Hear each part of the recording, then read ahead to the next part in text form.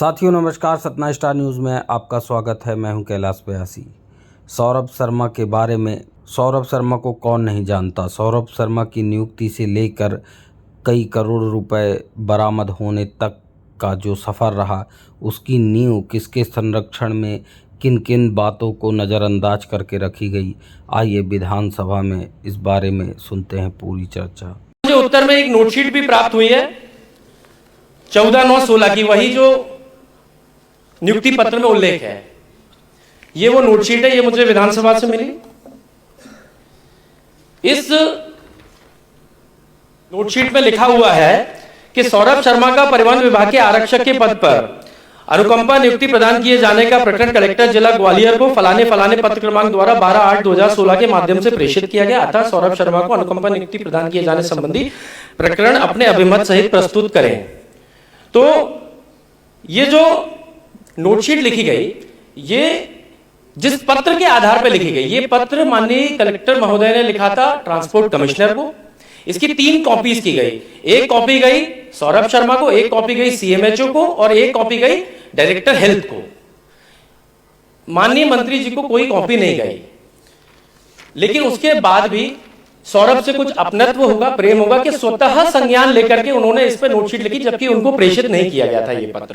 माननीय अध्यक्ष महोदय, इसमें एक विभागीय नोटशीट है, नोटशीट क्रमांक 10।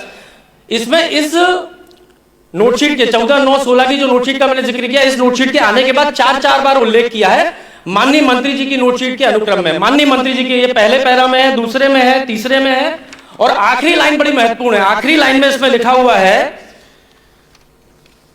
माननीय मंत्री महोदय की एकल नस्ती के क्रम में प्रकरण अवलोकनार्थ एवं आदेशार्थ। माननीय मंत्री जी के आदेशार्थ और अवलोकनार्थ जो नोटशीट है उसके अनुक्रम में। तो नोटशीट आई और उसके बाद अवलोकन और आदेश करने के लिए ये विभागीय नोटशीट है। श्री जैन थे उस समय असिस्टेंट ट्रांसपोर्ट कमिश्नर, उनने लिखी है। ये विधानसभा के रिकॉर्ड में मुझे उपलब्ध करवाई गई। एक नोटशीट और है, इसी के 2 दिन के बाद मंत्री जी की नोटशीट आती है, फिर ये एक नोटशीट आती है विभागीय, एक और नोटशीट आती है दिनांक 23/9/2016 को, और उसमें लिखा जाता है, ये बहुत महत्वपूर्ण है, पहले मंत्री जी की नोटशीट पूरी लिखी जाती है, उसके बाद क्या लिखा जाता है। 2 विकल्प देता है विभाग।